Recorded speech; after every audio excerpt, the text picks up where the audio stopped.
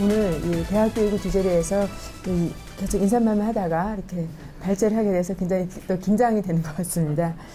저희 우리 한국과학기술기획평가원은 그 이름이 말하는 대로 과학기술 분야의 기획과 평가를 하는 그 전문 연구기관입니다.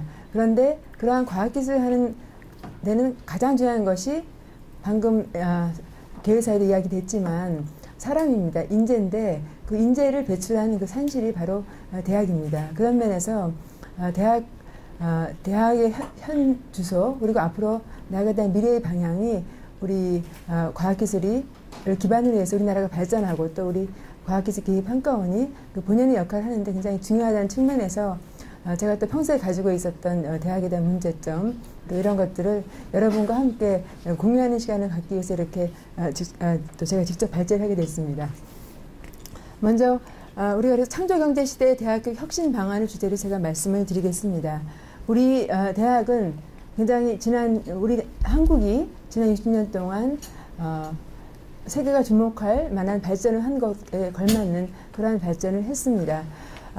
우리 대학 그리고 한국 역사를 보면 우리가 변화와 혁신이라는 것이 요즘에 큰 화두가 되고 있는데 변화라고 하는 것은 좀 점진적으로 일어나고 있다는 것에 그런 것에 어떤 중점을 둔 말이라고 하면은 혁신이라고 할 때는 어떻게 보면 경우에 따라서 파괴적 혁신이라고 하는 말이 있을 정도로 어떤 급격한 급진적인 변화를 이야기하고 있다고 할 수가 있겠습니다.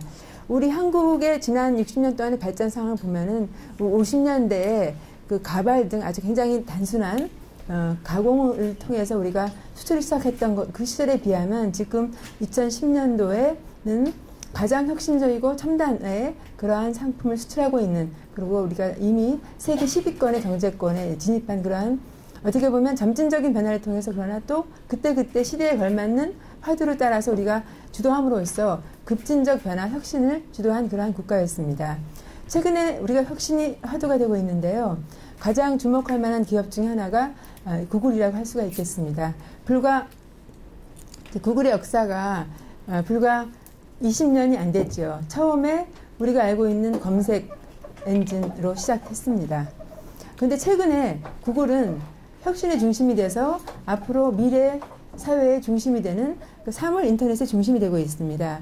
사물 인터넷의 그 플랫폼이 될 수 있는 그 무인 자동차, 그리고 스마트홈인 네스트, 그리고 인공지능인 딥마인드 등 그런 관련 기술을 스스로 자체 개발하거나 또는 관련 기업을 인수합병함으로써 그 혁신의 대명사가 되고 있을 정도로 세계는 급격하게 변하고 혁신을 요구하고 있습니다.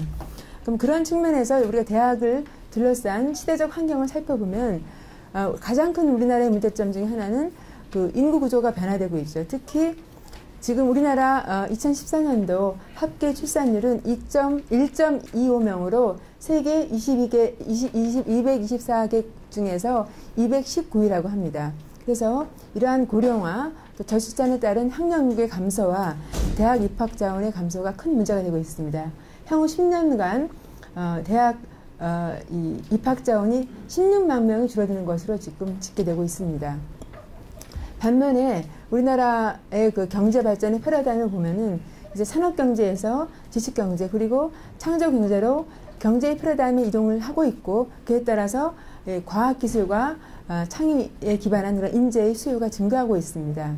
마찬가지로 지금 우리나라 경제 발전을 위해서는 이 중소기업이 굉장히 중요하고 산업 인력의 수요가 증가하고 있는데 인력의 미스매치가 지금 큰 문제가 되고 있고 중소기업의 인력 부족률을 보면 특히 연구 중에서 굉장히 부족하다는 것을 보여주고 있습니다. 우리나라 고등교육을 그러니까 대학을 졸업하는 우리 인구 분포를 보면 94년에 고등교육기관의 취학률이 불과 31%였던 것이 2014년도에는 정점을 80% 가까이 찍었다가 지금 내려오는 것이 지금 2013년에 68.7%가 돼서 고등교육이 보편화되었습니다. 그런 반면에 사회가 요구하는 고등교육에 대한 어떤 질적 재고에 대한 수요는 더 크다고 할 수가 있겠습니다. 그런 면에서 이렇게 시대의 변화에 따라서 대학의 역할에 대한 변화 요구가 있고 이렇게 아까 말씀드린 대로 우리가 지금 여러 가지 그 고령화 그리고 저출산에 따른 노동력 부족이 굉장히 큰 문제가 되고 있고 그리고 창조 경제 시대에 맞춰 가지고 이 혁신 창출을 위한 지식의 원천으로서 그리고 또 보편적 교육도 같이 하는 그러한 어떤 복합적인 역할을 요구받고 있습니다. 그에 반면에 우리가 지금 창업이 굉장히 중요한 화두가 되고 있는데 이제 대학을 졸업해서 어떠한 기업에 고용되는 게 아니라 스스로 창업해서 새로운 기업을 만드는 그러한 기업가적 대학에 대한 수요도 또한 있습니다. 그리고 또 마찬가지로 그를 위해서 산학연의 협력이 그 어느 때보다 더 중요한 환경입니다. 지난 60년보다도 오히려 지난 20년 동안만 해도 우리나라가 굉장히 특히 대학 부분에 있어서도 괄목할 만한 성과를 보여줬습니다. 대학의 수는 1994년에 4년제 대학이 131개였던 것이 2013년에는 185개가 되었고 4년제 대학생 수도 재학생 기준으로 113만 명에서 2배가 증가해서 212만 명이 되었습니다.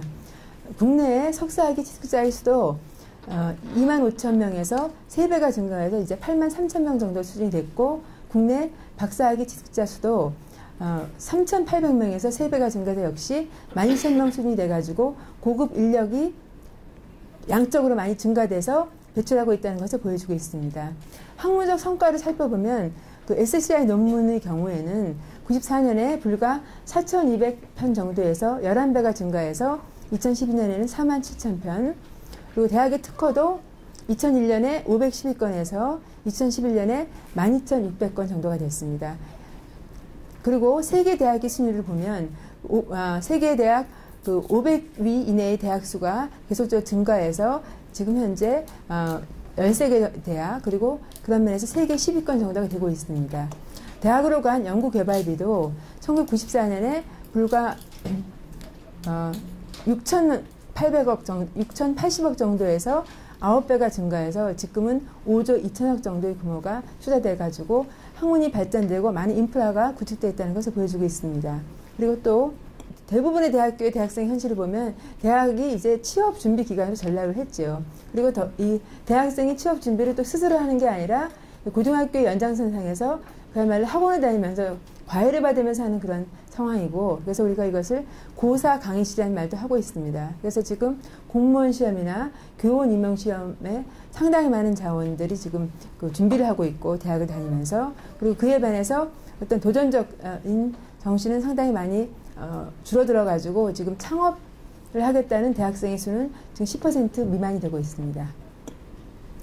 그래서 이제 좀 한국 대학 교육의 그 문제점을 아까의 그런 양적인 질적인 어떤 변화에 미루어서 문제점에 대해서 한번 생각을 해보면 아직도 우리가 이 교양교육 가장 중요한 것은 지금 제가 말하는 대학이라고 하는 것은 이제 학부를 말하는 건데, 가장 중요한 대학 교육에 있어서의 보편성 교육, 그리고 이 휴머니티라고 하는 아트 앤 사이언스 쪽의 기본 교육에 대한 것들이 굉장히 약하고, 그리고 오히려 아까 좀 이따 말씀을 드리겠지만 오히려 전공 교육이 약화된 측면이 또 있다고 할 수가 있겠습니다. 그래서 고등교육 시스템의 질이 세계경제포럼의 평가에 의하면 64이고, 그리고 특히 그 중에서 그래도 그에 비해서 대학의 수학과학 교육의 질은 20위 정도를 평가받고 있습니다. 그리고 아까 말씀드린 대로 논문과 특허 또 연구개발비가 상당히 많이 투자돼서 그 부분에 있어서는 양적으로는 상당히 많이 증가됐지만 그에 비해서는 연구성과의 활용이 미흡해서 기술력 및 사업화의 실적도 저조하고 또 산학연의 협력이 계속 굉장히 미미한 상태입니다. 그래서 지난번 대통령 주재 과학기술자문회의에서도 이야기가 나왔지만 이 공과대학의 혁신이 또 하나의 주제가 되고 있습니다. 그래서 아까 잠깐 말씀드린 대로 대학이 취업준비 기관이 되고 있고, 그리고 대학을 졸업한 사람들이 그 의학전문대학원이나 그다음에 그 로스쿨과 같은 전문대학원에 가는 현상이 지나치게 심화되어 있습니다. 그래서 청년층의 선호 직장을 보면 국가기관으로 가고 싶은 사람이 28%, 1위가 되고, 그리고 공기업 17%. 그래서 어떤 창의 도전적인 정신이 우리 대학에서 실종되어 가고 있습니다. 그래서 지난 20년 동안 우리나라 대학 정책의 어떤 철학의 근간을 살펴보면 1995년 발표된 531 교육개혁 방안을 통해서 정부가 계속 바뀌었어도 그 철학을 통해서 우리가 이제 대학 정책이 마련됐다고 할 수가 있겠습니다. 기본적인 531 교육개혁의 철학은 산업사회에서 디지털정보 사회로 이동할 때 어떤 문명사적 대응을 하겠다는 그런 굉장히 거창한 목표였습니다. 그럼 구체적으로 변화의 방안을 말씀드리면 공급자 중심의 교육에서 수요자 중심의 교육으로 가고, 그 다음에 획일적인 교육에서 다양하고 특성화된 교육으로 가겠다는 것입니다. 그리고 규제와 통제 중심에서 자율성과 책무성의 바탕을 둔 교육을 운영을 하고 실판과 분필 중심의 교육에서 교육의 정발을 통한 열린 교육으로 가겠다는 것, 그리고 질려진 교육에서 평가를 통한 질 높은 교육으로 가겠다는 굉장히 변화의 방향 자체는 굉장히 잘 세팅이 되어 있고, 그 기조하에서 우리 지난 20년 동안 초중 등 그리고 대학 교육의 변화를 겪어왔습니다. 그런데 문제점은 이 변화가 자율적 변화가 돼야 되는데, 그동안 제가 봤을 때 정부는 이제 그 전에도 물론 고등교육 기관에 정부의 지원을 투입했습니다만, 지난 20년 동안 5.3의 교육개혁이 발표된 이후에는 정부가 이러한 변화의 방향을 세팅을 하고 거기에 잘 따라오는 대학에 대해서 차등적으로 그리고 양적인 평가를 통해 가지고 대학 재정 지원 사업을 통해서 변화를 유도를 했습니다. 그래서 자율보다는 정부 정책에 맞는 변화를 주도로 해가지고 정부의 재정 지원 사업이 이제 이렇게 펼쳐졌는데요. 대표적으로는 1998년에 국가 경쟁력 제고를 위한 대학 구조조정 방안, 그리고 99년에 BK21 사업, 그 다음에 이제 BK21 사업은 2단계를 거쳐서 지금 BK21 플러스 사업 형태로 진행이 돼서 기본적으로 글로벌 연구 중심 대학, 그리고 분야별 핵심 어떤 이공계 쪽을 특히 중심으로 해서 고급 인력의 양성, 그 다음에 융복합 분야의 고급 인력 양성이 중심이 되고 있습니다. 2008년에 다시 돌아가서 이제 이 대학교육 역량 강화 사업을 했고, 그 전에 누리 사업도 있었습니다. 이러한 대학 재정지원 사업을 통해서 고등교육의 변화가 있었고, 많은 좋은 성과도 냈습니다만, 대학과 소통하지 않고 일방적인 정책을 펴물어서 이제 좀 여러 가지 문제점도 있었다고 판단이 됩니다. 그래서 양적으로는 굉장히 좋은 성과 냈습니다만, 그래서 추구하는 바의 질적인 성과 냈는지에 대해서는 우리가 좀 의문을 던질 필요가 있다고 생각합니다. 대표적으로 연구 중심 대학 육성 사업의 경우에는 아까 말씀드린 대로 이 BK21 사업에 의해서 대학의 연구 역량이 굉장히 높아졌습니다만, 그 반면에 학부 교육에 대한 관심이 저하돼서 오히려 학부 교육이 부실화된 측면이 또한 있습니다. 그리고 SCI 논문 등 양적 성과 중심의 평가 때문에 대학이 세월화되고 이제 논문의 양에 비해서는 논문의 질적 수준이 충분히 높아지지 않았다는 그러한 부작용도 있었습니다. 그리고 2008년에 굉장히 조급하게 시행된 WCU 사업, 즉 세계 수준의 연구 중심 대학 육성 사업이 상당히 많은 지원이 들어갔습니다만, 초빙된 해외 학자가 사실상 거의 이 한국에 체류하지 않고 단기에 체류함으로써 실질적인 지식 이전이 되었는지에 대해서 우리가 의문을 가질 필요가 있겠습니다. 또 BK21 사업의 경우에도 다시 한번 말씀드리면 연구 경쟁력 강화에 한계가 있어서 SCI 논문의 순위는 99년에 18위였지만, 그래서 18위에서 11위로 많이 증가했습니다만, 2011년에 SCI 논문의 피인용 횟수의 경우에는 그저 30위권 정도에 계속 머물고 있는 그러한 한계를 보여주고 있습니다. 그 다음에 이제 교육 패러다임, 특히 학부 쪽에서의 교육 패러다임의 변화를 보면은 5.3의 교육개혁 이래로 정부는 특히 융합교육을 강조했고, 특히 우리 대학의 역사를 보면 아주 오래전에, 그러니까 이제 1924년의 경우에 이제 경성제국대학이 출범하면서 학과제 구조로 우리가 이 학부가 시작됐습니다. 그리고 나서 계속 그런 학과제가 기본이 돼서 우리가 대학이 운영되는 유럽식 모델을 따랐습니다만, 그 도중에 여러 가지 변화를 이제 정부가 시도를 했습니다. 이게 대학이 시도한 게 아니라, 그래서 1973년에는 실험대학이 운영돼서 계열별로 모집해서 교양과정 거친 후 전공과정 선택하는 그러한 이런 학사 운영을 했습니다. 저 같은 경우도 자연대학에 입학해서 나중에 제 전공을 택하는 그러한 걸 했고요.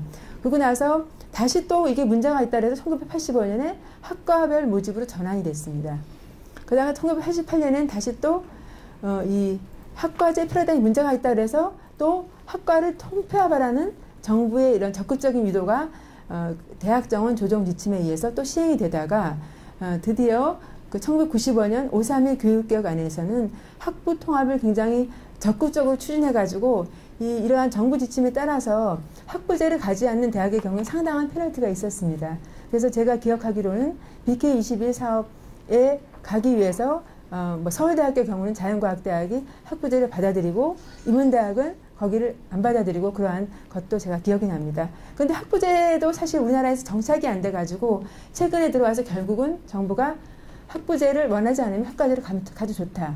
이러한 또 지침이 내려와서 지금은 이런 학부제, 학과제가 굉장히 막 복잡하게 이렇게 좀 펼쳐져 있는 상황입니다. 다음 슬라이드를 보시면 그래서 이렇게 학과 학부제가 혼합형으로 이렇게 좀 이렇게 혼재되어 있는 상황에서 가장 큰 문제점은 5.3의 교육개혁에서 이렇게 요구했던 것이 뭐냐면 전공 과목의 학점을 줄이고 전필 과목도 없애고 또 선수 과목도 없애고 그런 것들을 사실 그 재정지원 사업을 통해서 강요받았기 때문에 이 표에 보시겠지만 그 5.3의 교육개혁 이후에 전체 전공 이수 학점이 70학점에서 54학점까지 내려가기도 했고 또 필수 학점도 굉장히 줄어서 실질적으로는 그 어떤 특정한 전공을 졸업한 학생들이 사실 사회에서 대학 졸업생이 요구하는 지적인 수준이 굉장히 높아진 데 비해서 오히려 전문적인 지식을 채 이수하지 못하고 나오는 그러한 상황이 됐습니다.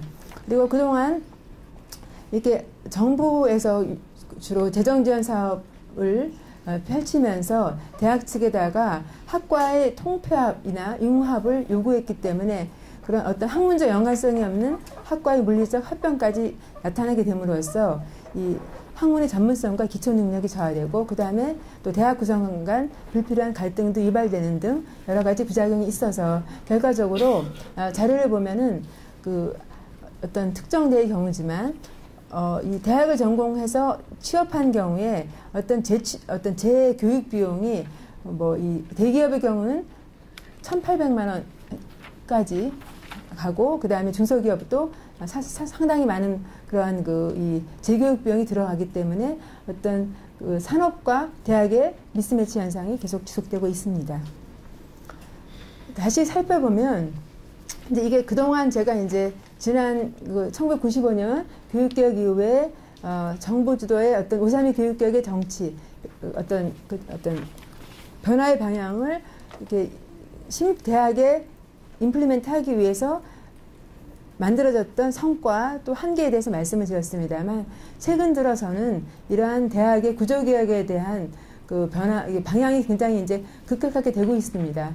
아까 잠깐 말씀드렸지만 그 인구의 어떤 추계에 의하면 앞으로 10년 동안에 대학에 입학하는 그 입학 자원의 숫자가 16만 명이 줄어든다고 합니다. 그렇게 되면은 상식적으로 계산하면 현재 대학 입학 정원보다도 굉장히 더 적은 거죠. 그러다 뭔가 구조개혁이 필요한 것은 맞습니다. 그런데 지금 현재 올해 진행되는 정부의 대학 구조개혁의 방향은 무조건 정원 감축을 하라는 겁니다.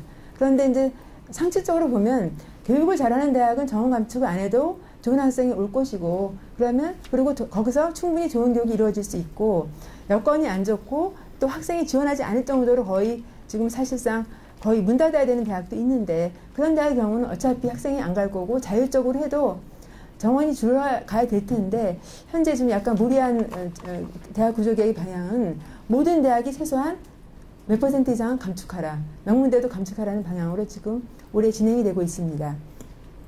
그래서 지금 정부의 2023년까지의 3년 단위로 3주기 평가를 해서 4만 명, 5만 명, 7만 명을 단계적으로 감축하겠다는 것이 이제 정부의 구조개혁 방향이 되겠습니다. 그래서 이제 올해 이러한 것을 기조로 해가지고 이제 대학 특성화 사업이 이제 이렇게 공고 났고 지금 지원했고 최근에 이제 선정까지 됐는데 결과적으로는 원하지 않아도 대학 정원을 감축하게 되고 그렇게 되면서 여러 가지 이제 문제점이 생겼습니다. 그래서 다시 한번 살펴보면 그래서 지금 대학들이 이제 일단 따고 보자고 해가지고 여러 가지 준비되지 않은 상태에서 한 달, 두 달 사이에 학과를 통폐합하거나 또는 인기 과목이 아닌 이제 음악이나 예술 분야의 어떤 학생 수를 줄인다거나 그런 여러 가지 일들이 벌어졌습니다. 그 다음에 이제 인문학의 위기가 또 이런 것으로 인해서 오고 있고 그래서 지금 현재 얼마 전에 발표된 그 대학 특성화 사업 발표 결과를 보면은 이제 108개 대학에서 342개 사업단이 선정이 됐고, 그래서 그 선정된 그 대학에서 낸 결과, 이제 계획에 의하면 2017년까지 약 2만 명 정도를 감축하는 것으로 되어 있습니다. 그런데 문제는 이러한 과정에서 그야말로 여건이 좋고 우수한 대학도 정원 감축 계획을 내지 않으면 탈락했다는 것이 문제라고 할 수가 있겠습니다. 그래서 이러한 여러 가지 그 위기 상황을 이제 대학에서 인식하고 최근에 그 대교협이 주최를 하는 학예대학 총장 세미나에서 창의 기반 사회의 고등교육 발전을 위한 대학 선언이 이루어졌습니다. 그래서 제가 잠깐 말씀을 드리면 가장 중요한 것은 첫째, 단순한 학생 수 감축이 아닌 근본적 구조교육을 위해서 지역별, 대학 특성별 발전 전략 및 상황에 맞는 개혁이 자율적으로 이루어질 수 있는 법적 기반이 마련돼야 된다. 그리고 이제 등록금 문제가 되겠는데요. 물론 우리나라 등록금이 상당히 높고 특히 국립대가 아니라 사학에 대한 요정이 높은 상황에서는 우리 국민들한테 상당히 부담이 되고 있습니다만, 그러나 이제 지난 이제 반값 등록금이 정부의 정책 기조가 됨으로써 사실상 지난 수년 동안에 대학의 등록금이 동결되거나 오히려 인하됐고요. 그러면서 교육의 질을 제고하기 위한 어떤 글로벌한 요청은 그대로 있기 때문에 이렇게 교육이 간다면 이러한 재정위기 상황에서 대학이 사회가 요구하는 높은 교육을 제공할 수 있겠는가 하는 것이 대학의 이제 위기감입니다. 그래서 대학 등록금 책정에 최소한의 자율성을 보장해 달라는 것이 요청이었습니다.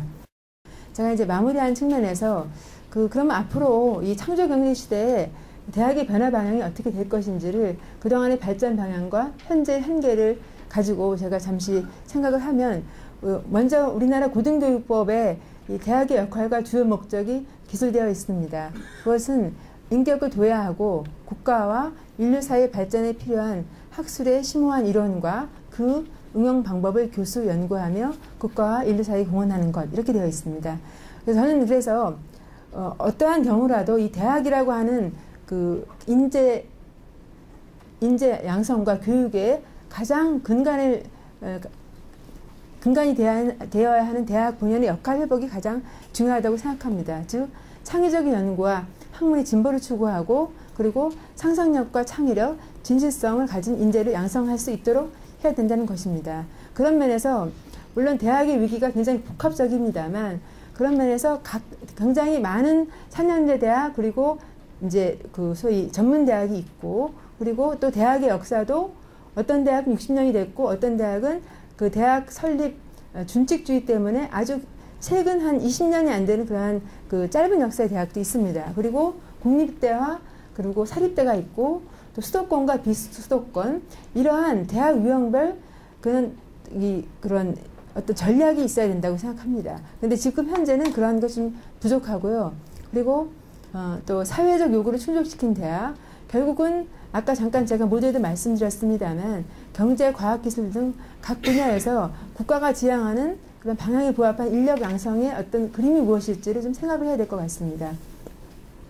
그리고 전문 지식을 바탕으로 창의 융합형 인재를 양성할 수 있는 기반이 마련돼야 되는데, 그동안 학과의 통폐합, 학부제를 통해서 융합형 인재를 양성하려고 하는 시도가 있었습니다만, 가장 기본이 되는 학부에서 소위 인문학적 백그라운드, 그 다음에 과학에 대한 기본 소양을 가지고 지금 100세 시대에 졸업 후 한 30년, 50년을 일해야 되는데 거기에 맞는 지속 가능한 인재를 양성하는 데 있어서 우리 대학이 좀 부족하지 않았나, 그쪽 방향을 우리가 가야 되지 않을까 생각을 합니다. 그리고 이 대학이 지식 창출의 바로 근원이 되는데, 그 지식 창출을 통해서 사회적 기회를 확대할 수 있도록 연구 결과물이 상용화, 창업화될 수 있는 그러한 것들을 좀 극대화하고, 그런 면에서 최근에 화두가 되고 있는 창조 경제 전진 기지로서의 공과대학의 역할도 우리가 크게 생각해야 될 부분이라고 생각합니다.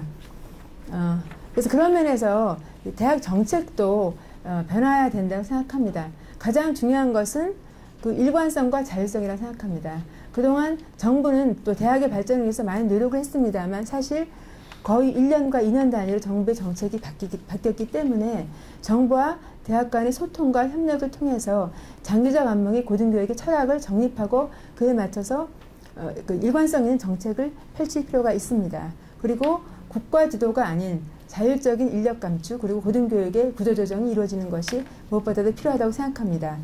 대학 예산에 대한 그 지원 방식에 있어서도 지금처럼 양적인 평가에 의해서 또 1년과 2년 단위로 계속적으로 변화하는 그러한 것이 아니라 대학의 자율성과 책임성을 강조한 예산 지원 방식이 지향이 돼야 될 것 같습니다.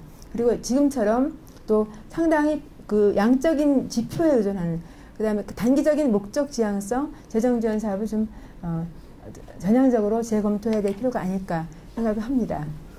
마지막으로 제가 그 최근에 우리 그 스케치 오브 사이언스 행사 관계로 제가 최근에 한 3년 전에 문을 연 오키나와 과학기술전문대학원을 방문할 기회가 있었습니다. 그 대학이 만들어지기까지 10년 동안 일본의 과학기술계가 그 노벨상 수상자를 4명 이상 이사에 모셔가면서 새로운 전문대학, 창의적 인재를 양성하기 위한 그리고 새로운 이 인류를 위해서 기여할 수 있는 새로운 기초과학의 지식을 만들기 위해서 10여 년을 숙성하고 소통하면서 대학의 틀을 만들고 설립해서 만든 이 OISD 대학을 가보니까 개교하기 전에 2005년부터 2010년까지 이미 6,600억을 투자했습니다. 지금도 약 500명 정도의 교수와 그리고 연구진이 있는데 1년에 그 2,000억이 투자되고 있습니다. 그리고 이제 융합형 연구 교육이 이루어지고 있는데 그 신경과학, 분자과학과 그 생태과학을 중심, 그다음 자연과학, 수리컴퓨터 과학 분야에서 학과의 구분이 없는 다학제 연구가 추진되고 있다는 것을 제가 현장에 가서 느낄 수가 있었습니다. 그리고 그야말로 그 356명 연구진 중에서 반이 외국인인 그러한 글로벌화된 대학의 현장을 제가 목격해가지고 굉장히 그 부럽기도 하고 충격을 받고 왔는데요. 가장 중요한 것은 이렇게 굉장히 오키나와라고 하면 일본의 중앙으로부터 멀어진 굉장히 작은 어떻게 보면 소외된 지역인데 거기에 정부 예산이 1년에 2,000억 이상 500명의 연구진 그리고 학생은 한 학년에 25명으로서 이제 125명 목표를 하고 있는데 그 소수 정예에 그것도 다 일본 학생도 아니고 대부분이 외국 학생이 있는 그러한 학생들을 지원하기 위해서 가장 중요한 것은 설립과 운영에 있어서 철학이 바로 자율이라고 하는 것입니다. 그런 면에서 우리 대학도 변화하기 위해서는 스스로 대학 구성원도 자율성을 말할 수 있을 정도로 그만큼 비전과 철학을 가지고 소통하면서 어떤 리더십을 가져야 되고 정부도 그와 더불어 이 대학에 있는 구성원과 협력하면서 이 대학이 바로 서가지고 또 대학이 세계의 중심이 돼서 대한민국이 세계 중심으로 다시 또 갈 수 있는 그러한 기반을 만들 수 있도록 우리 모두가 노력했으면 좋겠습니다. 네, 감사합니다.